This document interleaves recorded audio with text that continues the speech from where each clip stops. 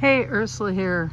It is hard to film with everybody mowing their lawns or having a lawn service come through.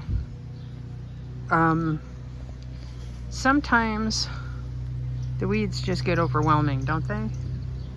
So I'm going to show you what I did accomplish this week.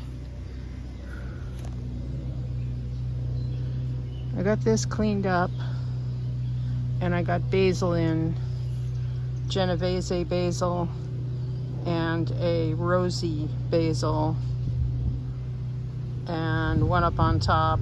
And fortunately for me, that is my anise hyssop, and it's coming back again, which is fantastic. The rhubarb's been picked. Looks kind of downtrodden right now. I do need to cut back. I have a lot of bindweed in here and lemon balm.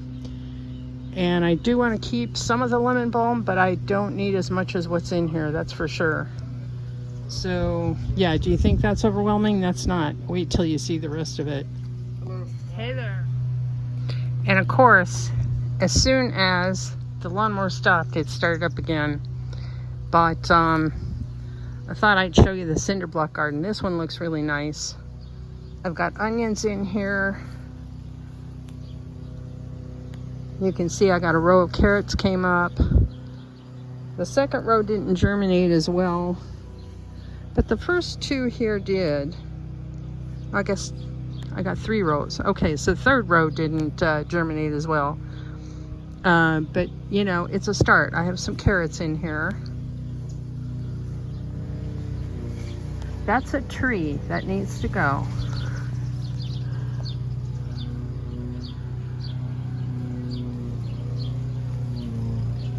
Strawberries are flowering. Some of them anyway.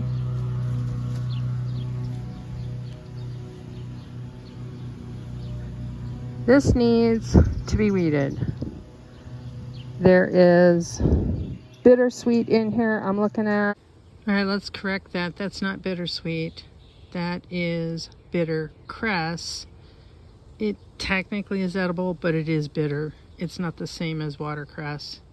There's an oak tree. There's a volunteer brassica of some sort, or radish. And claytonia. I've got claytonia in here. I'm going to leave the claytonia. This is claytonia. This can be eaten just like lettuce in your salad. And I still have frost blankets that need to come off. It is going to get cold again next week, but not in the 30s. It'll be in the 40s. So now we're going to go take a look at the jungle. This is the jungle.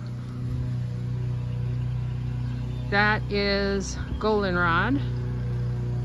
More lemon balm. This is cleavers. These are sticky. They have a burr when they flower, and they're annoying. I believe this is henbane, but don't quote me on that one.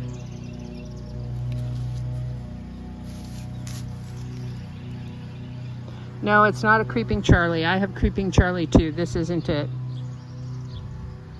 This is henbane. But mostly it's cleavers everywhere as far as the eye can see. And then I have phlox. That wandered over from a neighbor's yard years ago and won't leave. And then, much to my surprise,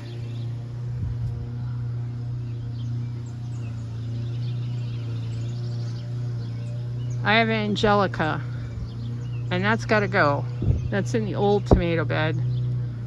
And what I did this week that I actually got progress done is I made an additional section here just for tomatoes, but I've got to figure out how to protect them from the groundhog, or else I have to get rid of the groundhog. And I think I might just call a trapper and get that taken care of. And you can see I've been reshaping the hill here so that the blocks are level. That is the hardest part of this, is doing this on a hill, is leveling it. And in here, that's bindweed. That's a tree, dandelions, possibly carrots from last year that I didn't apparently get them all out.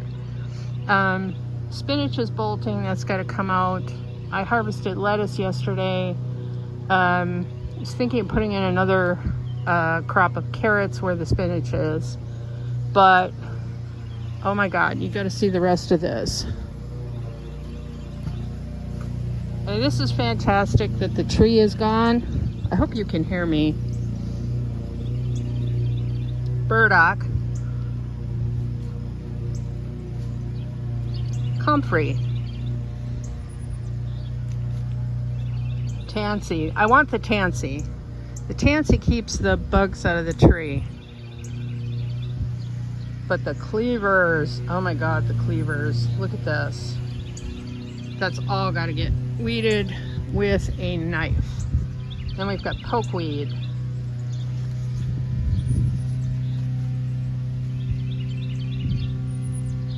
That's more tansy. I mean, I don't mind the lamb's quarters. Some people call this goosefoot.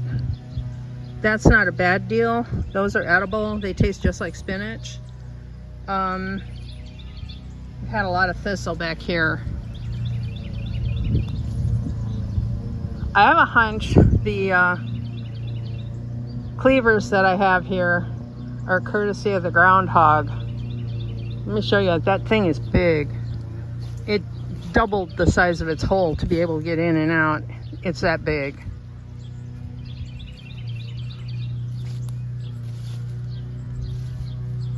Ah.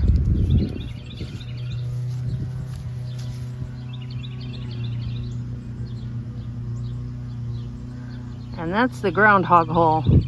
I had some painters working on the steps and the garage, and they covered this up a bit so they wouldn't fall in the hole. This here, not the grass, this is myrtle, I believe. It is a vine that kind of goes everywhere. Somebody planted it up here thinking that would be great instead of grass. Wasn't me. This is another thing that I think is the most invasive thing I've seen. Rose of Sharon. There's a big bush, and that's right where the property marker is. And because of that, nobody can really dig it out, and it spreads. It spreads. This is an invasive honeysuckle. It's a paper alley. Nobody actually owns this, so nobody maintains it. Smells heavenly. I've made wine out of this. You pick the flowers and steep them like a tea, and then just add honey and ferment it. I wish I had time to do that this year. I have a show next weekend, and I don't see that happening. I have pounds and pounds of yarn to dye. Ooh, let's see what we got growing here. This is my hazel tree. Hazelnut. It's native. Okay, that's daisy fleabane. I didn't know it was blooming already. Usually the neighbor keeps this mowed a little better. See a lot of things in here.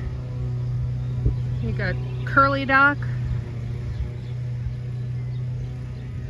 One year there were veronicas, not veronicas, purple loosestrife in here.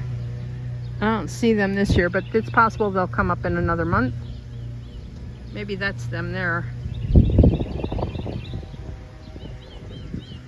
Anyway, this monstrosity climbed and killed a lilac bush. And since this is a paper alley, nobody maintains it. We have 14 feet of a pretend alley. They call it a paper alley because it's only an alley on paper. You can't exactly drive down this. So I've got a little bit of jungle to tame, and then Come midsummer, I will trim my gomi berry bush. I don't know if I'm going to get a crop this year. We'll see.